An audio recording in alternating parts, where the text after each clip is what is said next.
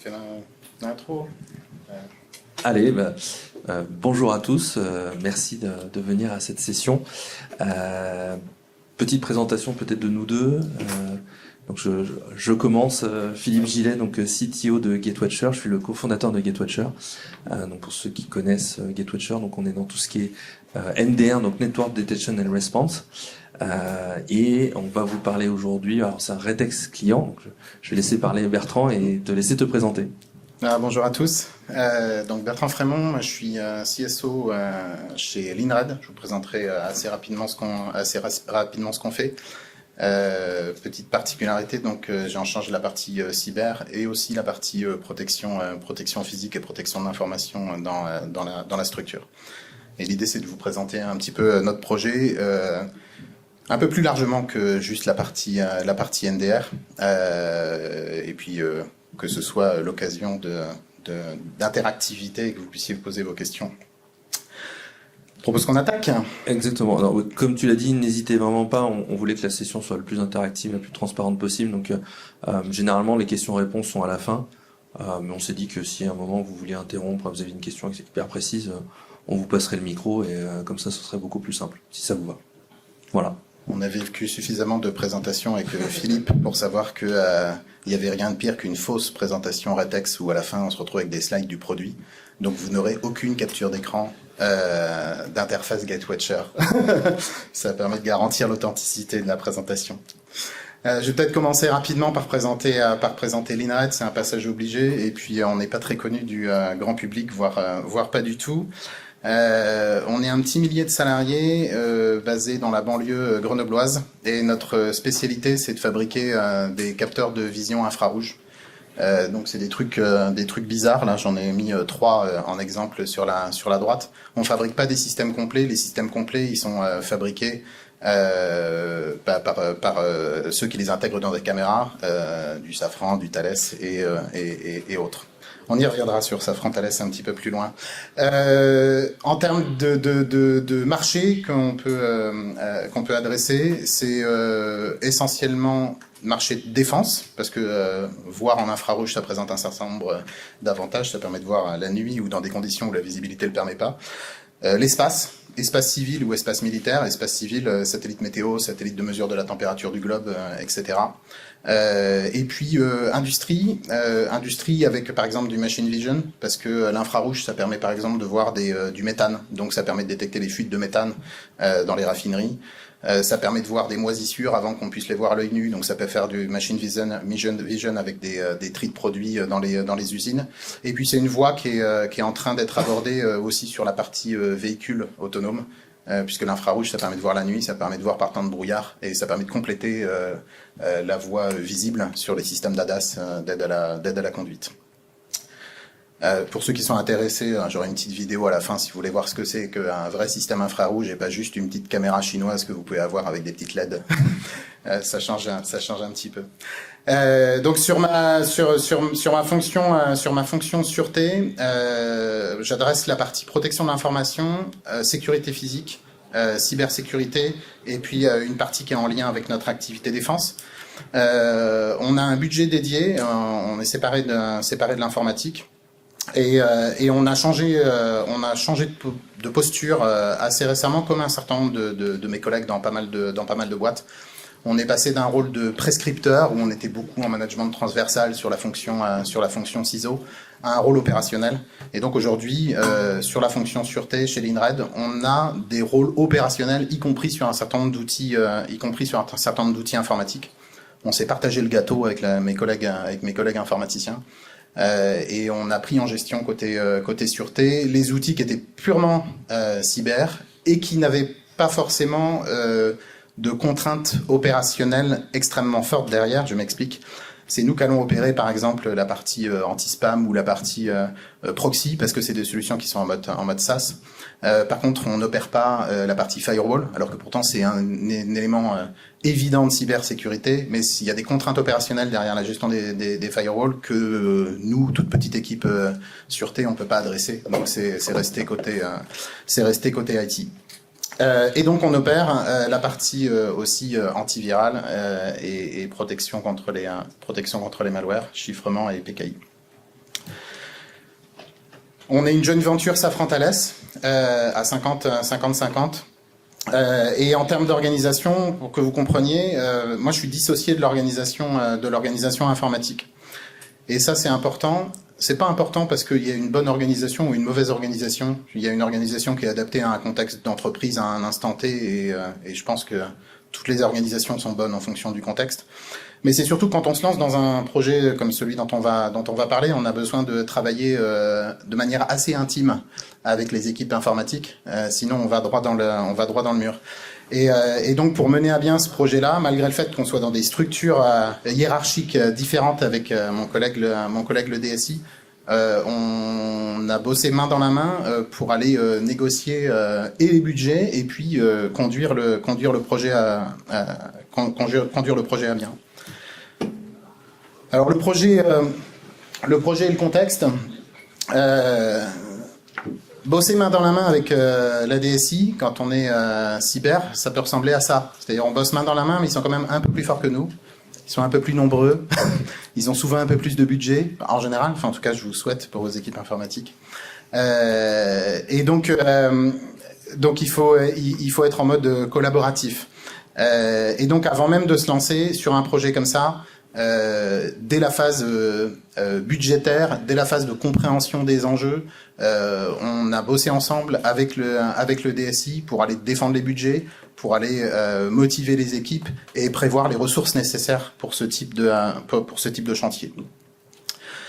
Le projet, il s'inscrit dans une démarche globale, pluriannuelle.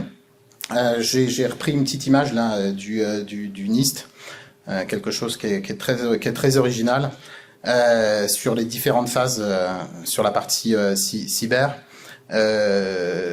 Le projet, il comprenait 4 principaux déploiements, 4 éléments. Il s'agissait de remplacer notre antivirus traditionnel par une solution d'EDR nouvelle génération. Il s'agissait de compléter ça avec une partie détection réseau avec une couche NDR. On expliquera pourquoi. On est une toute petite équipe. C'est simple, hein, sur la partie cyber. Moi, j'ai un ingé opérationnel et du coup, on est 2. Hein, donc, 2, ça fait pas beaucoup. Et si on veut fonctionner en 24/7, 2, ça devient compliqué. Hein, donc l'idée, c'était d'avoir un SOC. Mais un SOC internalisé pour une structure comme la nôtre, c'est pas possible. Donc de se reposer sur un partenaire pour opérer ce SOC.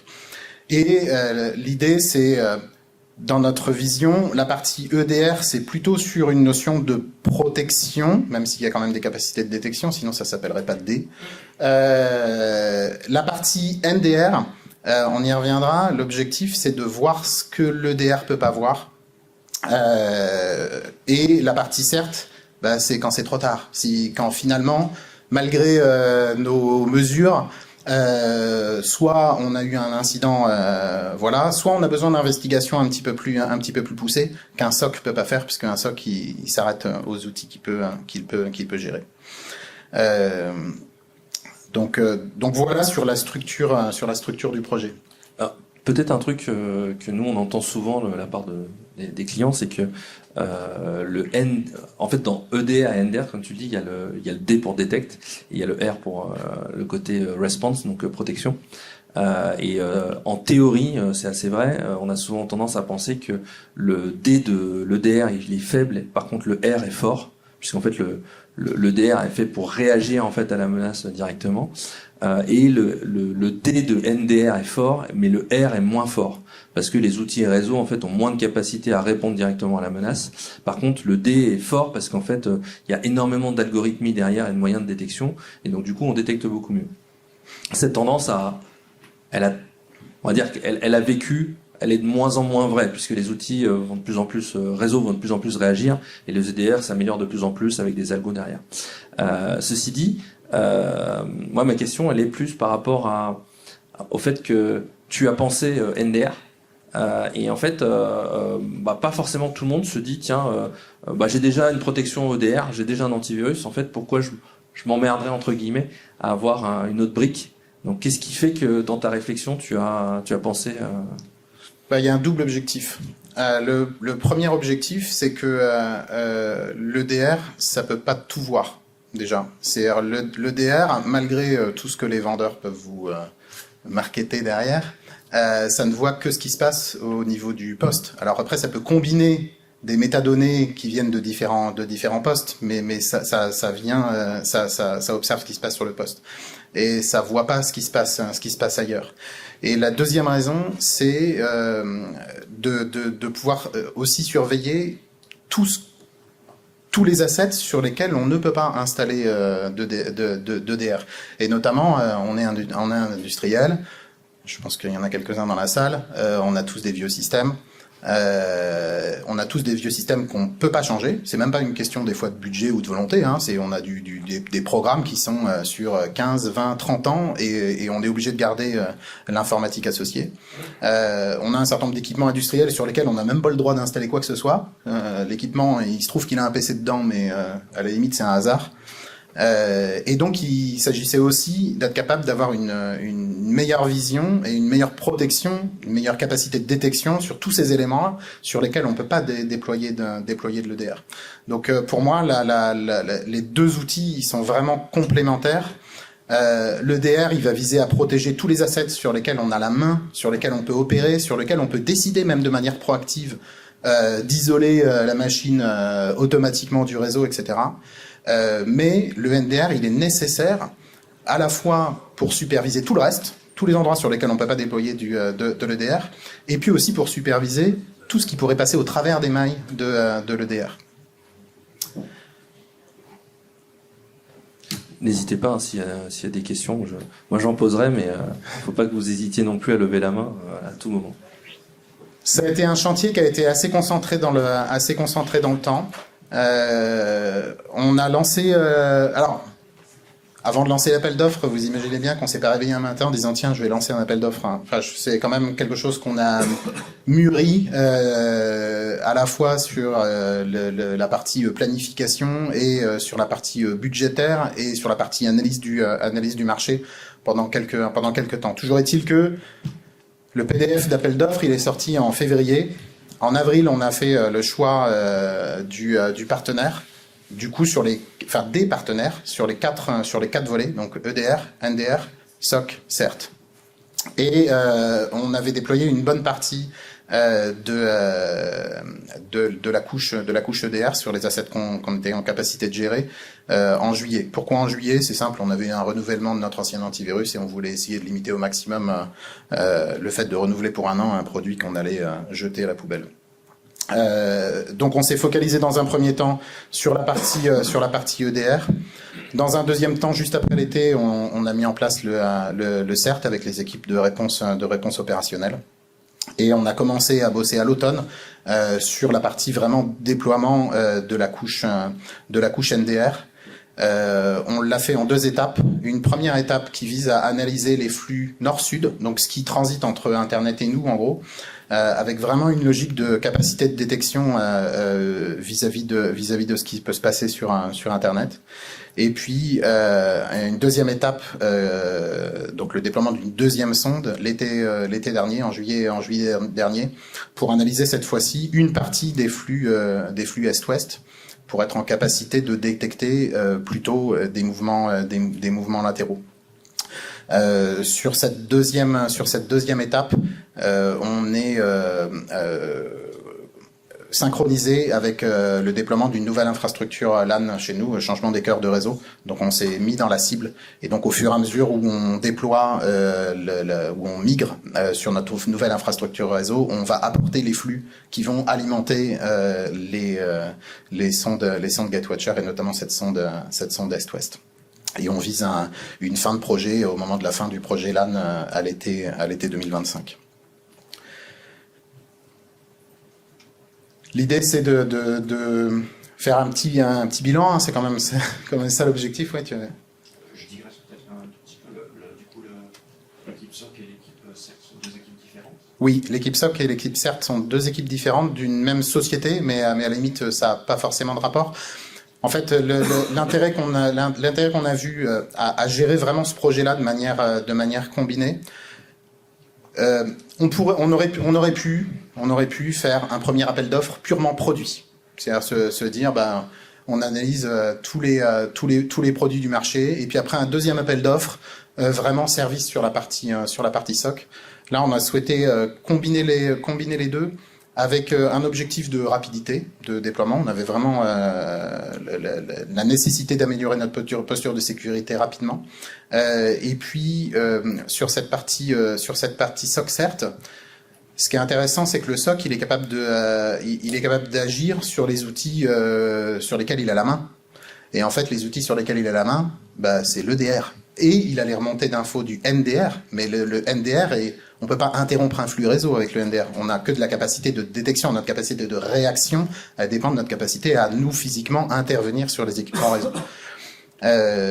Et donc à un moment, il faut avoir une capacité d'intervention plus large, et ça ne peut être offert que par de l'équipe de réponse à incident, que par du CERT.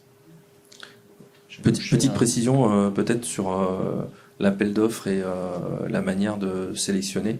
Ce qui est intéressant, c'est que l'INRED n'avait pas forcément de prérogatives claires dès le départ sur est-ce qu'il fallait sélectionner un acteur français ou autre, parce qu'on pourrait se dire qu'on a été sélectionné parce que uniquement français, Cocorico, etc.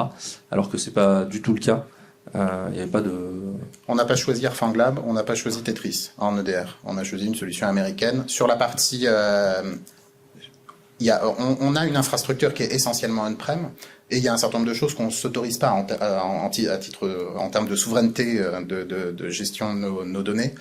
Par contre, on s'autorise, quand ça a du sens, à externaliser les métadonnées, et notamment les métadonnées de sécurité. Et sur la partie EDR, l'équation elle est un petit peu tendancieuse, parce que avec l'EDR, on peut prendre la main sur l'équipement à distance, mais on s'est autorisé à utiliser une solution qui n'était pas souveraine, parce que nous, l'objectif principal, c'était d'avoir quelque chose qui marche, quelque chose qui détecte, quelque chose qui réagisse.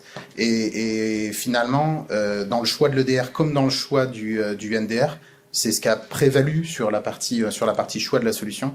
C'est le fait avant tout que ça marche, voilà. Avant les aspects souveraineté. Ouais, sur la partie chronologie, vous avez été très vite au début, et là vous mettez un an à finaliser. En fait, alors c'est sur la partie, j'y reviendrai.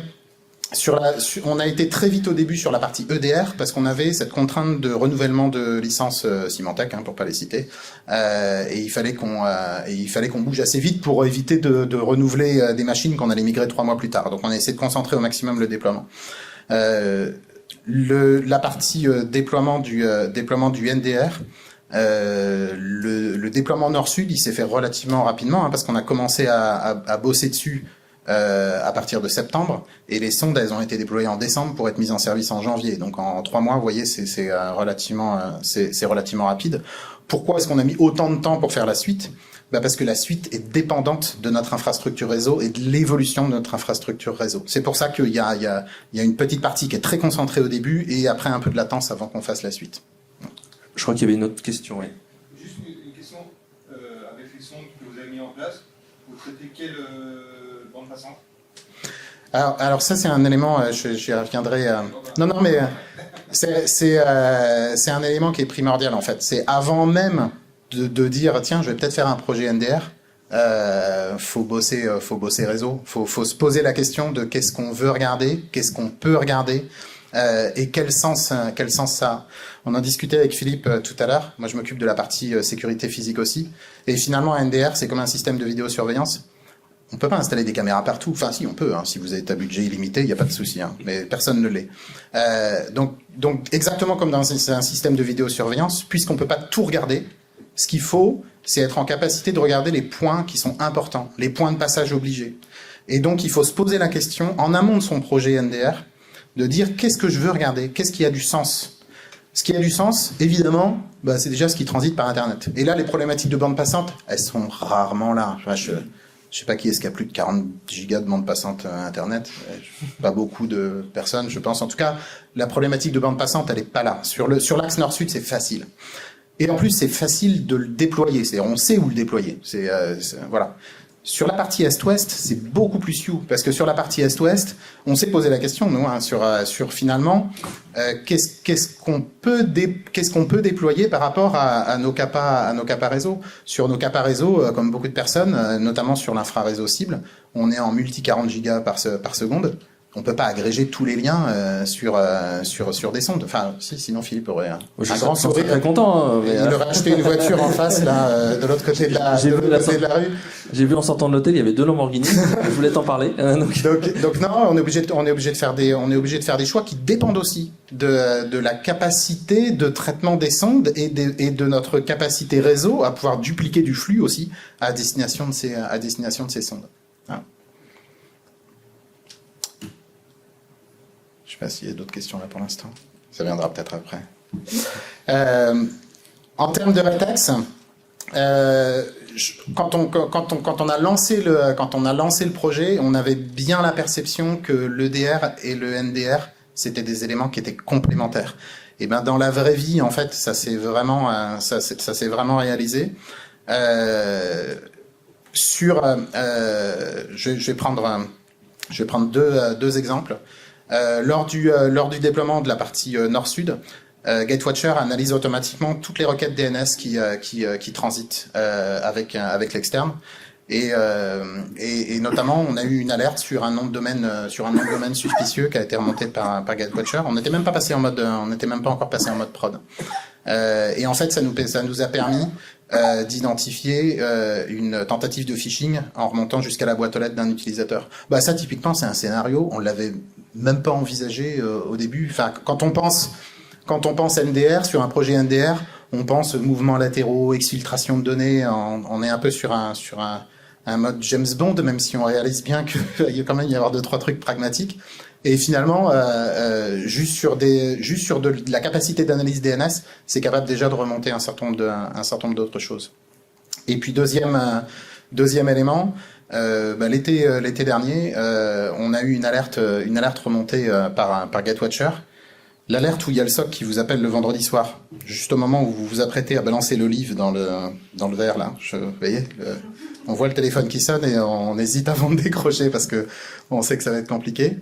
Et en fait, les Gatewatcher avaient identifié une tentative d'exploitation d'une vulnérabilité sur un des composants de notre plateforme TOIP.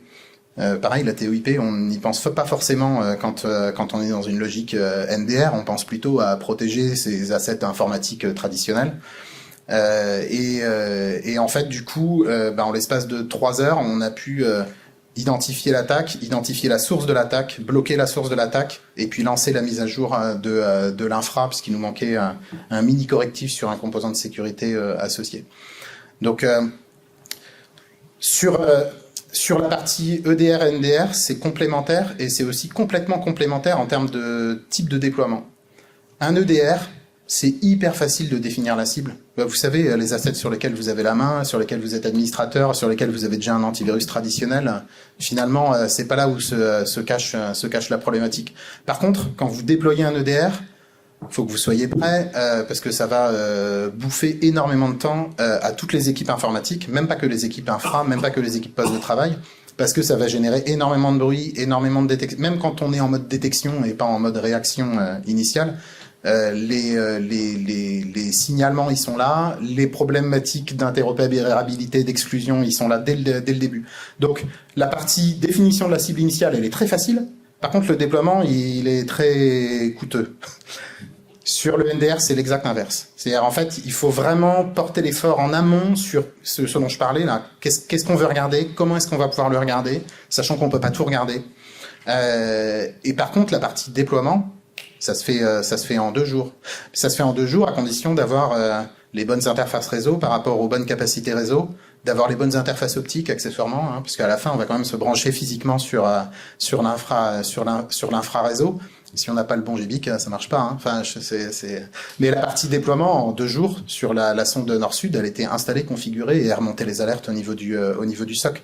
Donc c'est extrêmement rapide de déployer une sonde. Je pense on n'insistera jamais assez sur bien réfléchir en amont et bien penser l'architecture et l'infrastructure, parce qu'en fait on se rend pas compte du temps qu'on gagne à faire ça. Nous on essaie de l'expliquer de plus en plus à tous nos clients, mais franchement ça change la donne. C'est-à-dire si vous réfléchissez bien dès le départ, en fait en réseau il y a plein d'astuces. Honnêtement, enfin entre les tapes, les NPB, les agrégateurs, les duplicateurs, etc. Vous avez énormément d'astuces et souvent c'est un peu réservé aux gens du réseau avec qui on discute pas forcément, où on a des difficultés à discuter. Et en fait, faut aller voir ces gens-là. Faut discuter avec eux, faut discuter avec nous. Et plus on réfléchit en amont, mieux ça se passe. Il faut même faire le projet avec eux, en fait. Parce que de toute façon, à la fin, on aura besoin d'eux pour brancher physiquement les équipements dans les data centers. Même en amont, il faut bosser avec eux. En amont, il faut savoir exactement quelles sont vos capacités d'interfaçage. Si on met un tap, où est-ce qu'on le met? Comment est-ce qu'on va le brancher? Quel type de flux il est judicieux d'intercepter, etc. Et si vous faites pas ça en amont, c'est l'exemple du petit Lego là. Vous risquez de vous faire mal aux pieds quand vous allez avancer sur le projet, parce que le petit truc auquel vous aviez pas pensé au début, c'est ça qui fera que merde, non, on peut pas déployer à cet endroit-là parce que c'est pas possible, parce que finalement mon switch il a pas de capacité de réplication de port sur le flux que je veux analyser, ou j'ai une bande passante qui est gigantesque et je vais pas être capable de manger cette bande passante à un tarif raisonnable. c'est plus ça le problème. Donc cette partie collaboration, peu importe votre organisation, cette partie collaboration entre la partie cyber avec des objectifs purement cyber et la partie réseau qui parle cambouis, il faut qu'elle soit dès le début, parce que cette phase amont là, dans la définition d'un projet NDR, elle est primordiale. Hein. Sinon, vous réussirez pas à avoir ce que vous imaginiez au début. Il faut pas se lancer. C'est vraiment pas c'est ce que je disais. Hein, il faut pas se lancer comme sur un projet EDR. Projet EDR, la cible, elle est facile. On sait ce qu'on va déployer, on sait ce qu'on va obtenir. Sur la partie NDR, il faut se poser la question de qu'est-ce qu'on veut regarder, où est-ce que ça a du sens de regarder, et c'est là où on va se focaliser sur des points de contrôle, réseau particuliers. Typiquement, sur la partie sonde alors nord-sud, c'est facile, hein, c'est ce que je disais. C'est sur la partie est-ouest. Dès qu'on commence à regarder ce qui se passe sur le réseau interne, vous pourriez examiner ce qui se passe entre deux VLAN géographiques bureautiques. Hein, finalement, ça peut être intéressant de voir s'il n'y a pas un mouvement latéral entre ces deux VLAN géographiques. Maintenant, si on raisonne bénéfice-risque ou coût-risque, ça va être très compliqué si vous voulez commencer à regarder ce qui se passe entre tous vos VLAN géographiques. Donc nous, on a décidé plutôt de se dire, ok, cette partie-là, on peut pas la regarder. Enfin, on pourrait la regarder, mais on n'a pas les moyens de la regarder. Et on va plutôt se focaliser sur deux types de flux. Les flux qui rentrent et qui sortent de la partie serveur, de tous les VLAN, de tous les VLAN serveurs, utilisateurs et administration, parce que c'est là où il peut se passer des choses. Et puis tous les flux qui transitent entre la partie industrielle et la partie bureautique, parce que c'est là aussi où il peut se passer des choses, et c'est justement toute cette partie protection des équipements industriels sur lesquels on ne peut pas déployer des outils de protection, où on a besoin d'avoir des capacités de détection qui sont vraiment plus fortes. Je me permets d'ajouter un petit truc là-dessus, c'est que la problématique que tu as citée, hein, c'est-à-dire qu'on ne peut pas tout observer, surtout sur la partie est-ouest. Nous, on la rencontre de plus en plus souvent avec les demandes clients qui concernent toutes les architectures cloud, et notamment toutes les architectures un peu plus modernes, c'est-à-dire cloud conteneurisé. C'est-à-dire vraiment des architectures hyper volatiles, etc. En fait, tous ces éléments-là, mine de rien, les gens commencent à se dire, oui, mais il faut aussi peut-être les surveiller, même s'ils sont volatiles, même si il y a énormément de conteneurs de partout, il faut quand même les surveiller. L'EDR là-dedans, c'est compliqué, parce que des environnements volatiles ou des environnements ultra dynamiques, déployer un EDR, voilà. Donc le NDR sort comme une solution qui semble de plus en plus intéressante. Ceci dit, je préfère prévenir, c'est en fait comment vous voulez en fait superviser des flux internes, entre conteneurs, c'est des flux monumentaux. Enfin vraiment là on parle de terabits de données. Et donc là, la problématique de savoir ce qu'on veut observer vraiment, elle est encore plus importante.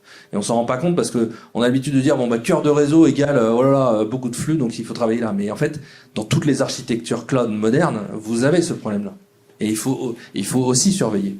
Et donc, là, c'est la même chose, c'est ce que tu disais, c'est comment intelligemment, en fait, on va regarder quel est l'endroit où ça peut passer, quel est l'endroit stratégique, névralgique, où c'est intéressant de se plugger. Et en fait, en faisant comme ça, on n'a pas besoin de tout surveiller, mais au moins, on sait que ce qu'on va surveiller, le peu qu'on va surveiller, va être suffisant pour détecter quelque chose. Moi, j'aimerais revenir sur un truc aussi, c'est sur le coût de possession, qui est au-delà juste de l'achat des licences, etc. C'est finalement combien ça nous coûte en interne ou en externe d'avoir ces solutions-là. Sur le coût de possession sur la partie NDR, il est beaucoup plus faible que sur la partie EDR. Déjà parce qu'il y a vachement moins de faux positifs, en fait. Quand on a une alerte sur GetWatcher, jusqu'à présent, dans 100% des cas, il y avait quelque chose à faire derrière. C'était pas forcément une alerte cyber, ça peut être un composant qui a été mal installé sur un serveur et qui communique alors qu'il devrait pas. Sur la partie SOC, tous ceux qu'on a eu l'occasion d'en déployer, ils savent que c'est une bonne source de débugage de l'architecture informatique avant d'être un bénéfice cyber. Finalement, on a très peu de faux positifs. Et ce qui nous a aussi rassuré quand on a fait la partie appel d'offres, c'est que le coût SOC associé au module NDR était très inférieur au coût SOC associé à la partie EDR. Parce que le mauvais bruit est beaucoup moins important. Et finalement, le coût d'administration que nous on vit pas directement, qu'on sous-traite à notre SOC, il est acceptable. Sur une structure qui est petite, on n'est pas comme papa et maman. On les appelle papa et maman, Safran et Thales. Alors, on me dit qu'on est bientôt à la limite, il faut laisser du temps pour les questions-réponses. Voilà. Vous dites que vous avez eu peu de faux positifs parce que vous avez déjà fait des choses en amont sur la configuration de la sonde ou vraiment c'était pas de faux positif? Non. Par exemple, est-ce que vous avez un scanner de vulnérabilité qui, je pense, devrait générer pas mal de bruit? Le plus gros bruit qu'on a quand on déploie sur la partie nord-sud, c'est le plus gros bruit qu'on a, c'est la partie DNS. C'est toute la partie analyse des requêtages DNS où là on a besoin de faire un petit peu de ménage. On s'est pas retrouvé avec du flux exotique avec beaucoup de nettoyage. Il y en a eu un peu. C'est comme toutes les solutions, c'est pas juste du plug and play et ça y est, c'est opérationnel. 2 jours, c'est l'installation physique de la machine, le fait que ça communique bien, etc. Et après, effectivement, il y a une phase où on whitelist, où on exclut certaines choses. Après, ce qu'il faut voir, c'est que sur la solution GetWatcher, c'est pas du on-off, c'est-à-dire ça détecte plein de choses, et c'est nous aussi qui déterminons, en fonction du seuil de criticité de la plateforme, déterminé par la plateforme, si on veut retenir les incidents de ce niveau-là ou pas. Donc on peut positionner aussi le curseur où on veut. C'est une question qui nous anime tous les jours, nous, d'un point de vue éditeur. Je me permets de donner un peu mon grain de sel aussi là-dessus, parce qu'on est passé un peu par toutes les phases. On est passé par les phases de jeunesse de GetWatcher. On nous disait, quand on fait un POC client, faut que ça soit un sapin de Noël, en fait. Parce que du coup, le client, il se dit, il y a plein d'alertes, c'est super. Mais au final, je caractérise un peu, mais c'est vrai, c'est la réalité, c'est qu'il faut montrer. Et donc, du coup, le problème, c'est qu'il y a beaucoup de faux positifs. Et puis, on est passé par la face inverse, c'est-à-dire, le client, ça lui rajoute énormément, en fait, de pression pour ses équipes, de traitement de tickets, etc. Et donc, c'est contre-productif. Donc, faut pas détecter grand-chose, entre guillemets, au risque, finalement, de passer au travers de quelque chose qui est très intéressant. Et donc, depuis quelques années, on essaie de constamment trouver ce juste milieu, et surtout de le mettre par défaut. Et c'est ça en fait la complexité pour nous technique, c'est qu'il faut arriver à ce que quand on fasse les déploiements chez un client, à trouver ce juste milieu dès le départ. Alors bien sûr, il y aura du tuning, bien sûr, il y aura de l'adaptation, ça c'est clair. Mais si déjà par défaut, on arrive à installer quelque chose qui fait qu'on n'est pas trop mal et ça va pas trop prendre c'est bien. Et en fait, à chaque version, on se pose la question, on se dit, on va rajouter des algos, on va rajouter des visions. Je prends un exemple tout bête, je sais que j'ai pas beaucoup de temps, mais demain vous rajoutez par exemple le trafic SMB, protocole SMB. Ça ouvre des portes incroyables au niveau détection. Vous allez détecter des ransomware, des fichiers corrompus, etc. Mais vous imaginez le nombre de faux positifs potentiels, les algorithmes nécessaires. Et donc nous on se pose la question, on se dit c'est où le curseur? Par défaut, où je vais le mettre? Franchement c'est pas simple. Mais en tout cas, on se pose la question. Ma question, vous avez évoqué la surveillance des flux entre périmètre bureautique et périmètre industriel. Oui. Est-ce que vous êtes allé aussi un cran plus loin si jamais il y a une segmentation au sein d'industriels de périmètre plus ou moins critique pour surveiller ce qui pourrait se passer justement dans ces zones-là? Alors, c'est sur la partie industrielle, sur le chantier même de l'architecture réseau industriel, comme tout le monde, hein, enfin beaucoup, sauf ceux qui ont créé une boîte l'année dernière, on part de loin. Donc il y a la cible et il y a l'existant. Hein. Il y a la théorie et la pratique. Hein. Donc dans la cible, on a du private VLAN, on a des équipements qui sont totalement isolés les uns après les uns par rapport aux autres, un peu en mode chambre d'hôtel. Et donc du coup, on est capable de vraiment d'examiner tous les flux qui peuvent transiter, même potentiellement d'un équipement à un autre. Ça, c'est dans la cible. Hein.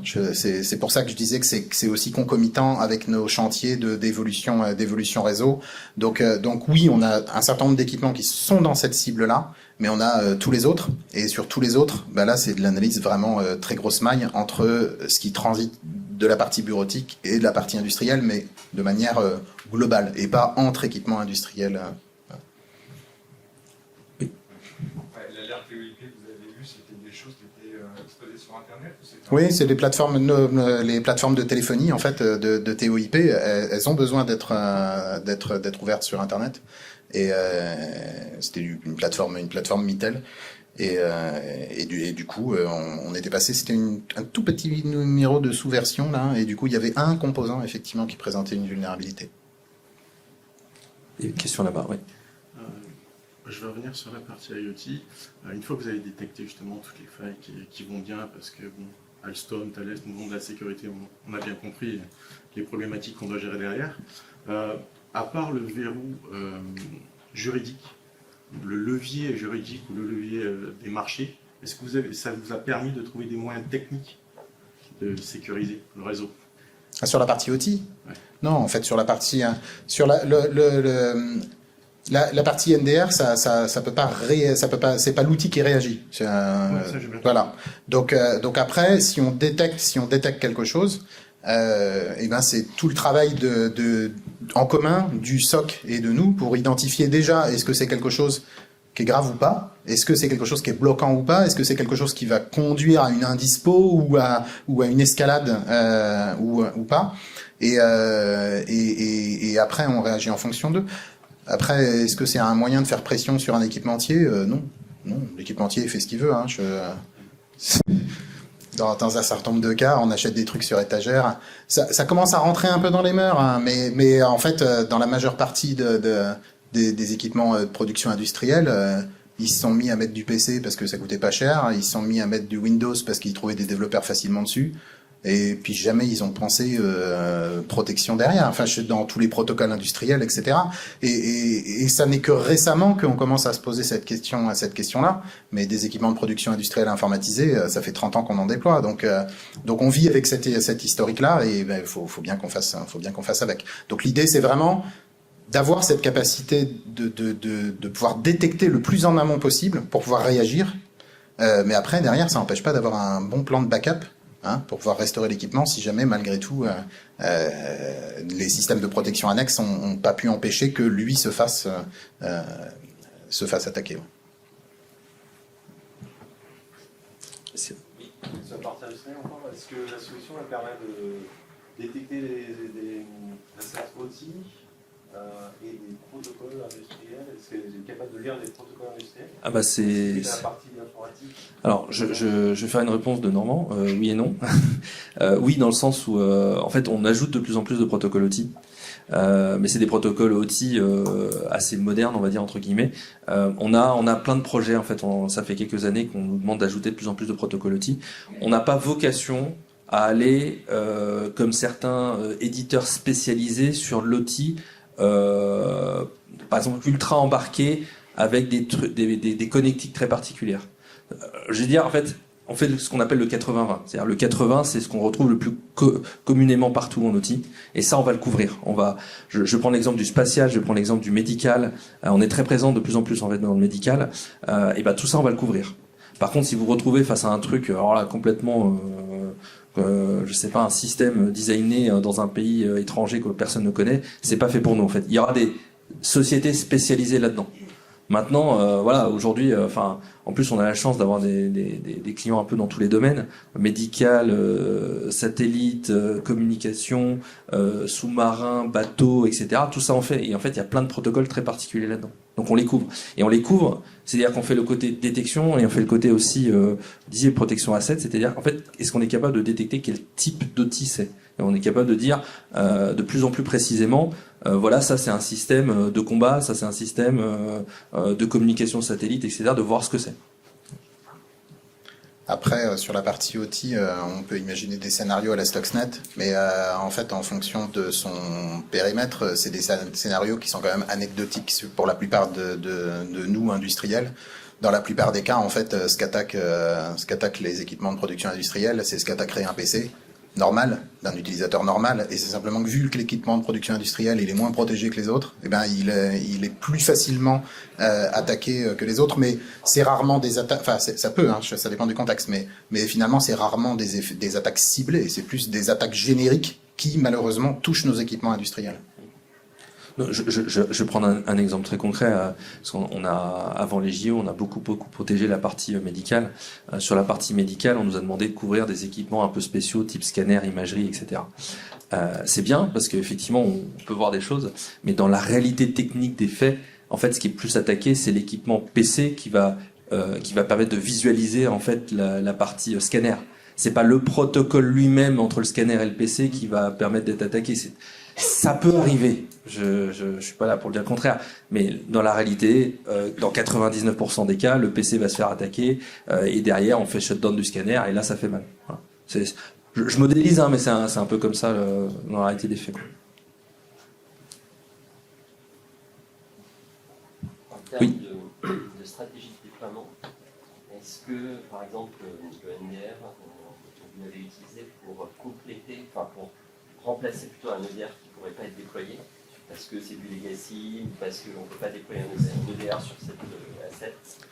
Est-ce que C'est pas tout à fait pour remplacer. C'est-à-dire que c'est pour pallier effectivement sur un certain nombre de réseaux sur lesquels on ne peut pas déployer ce type d'outil de protection au niveau de l'équipement en lui-même.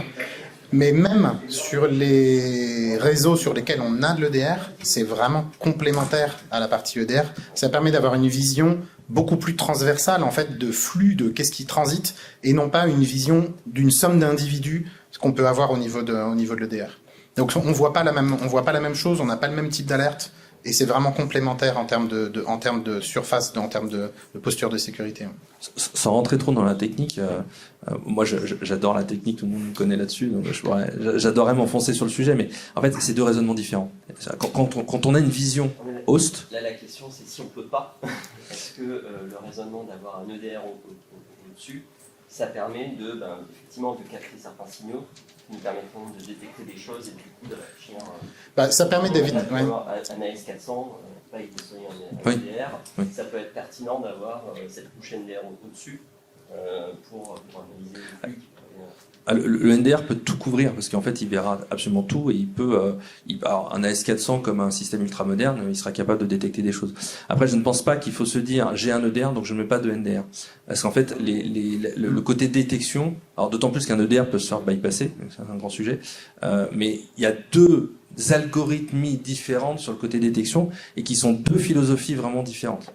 Sur ça je dis on a eu plein de cas où des clients se font attaquer. L'EDR n'a rien vu, l'EDR a été désactivé, l'EDR n'était pas comme il aurait dû fonctionner, n'était pas configuré comme il aurait dû, etc. Donc il ne faut pas se dire c'est couvert par un EDR, donc je ne mets pas de NDR.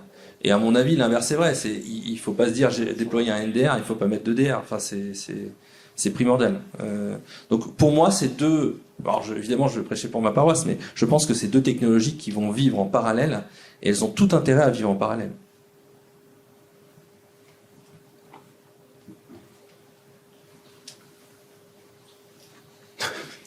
Quand on nous dit ça, en général, c'est qu'il faut qu'on en mette. On peut discuter dehors si vous voulez, il n'y a pas de souci. Merci à vous. Merci à tous.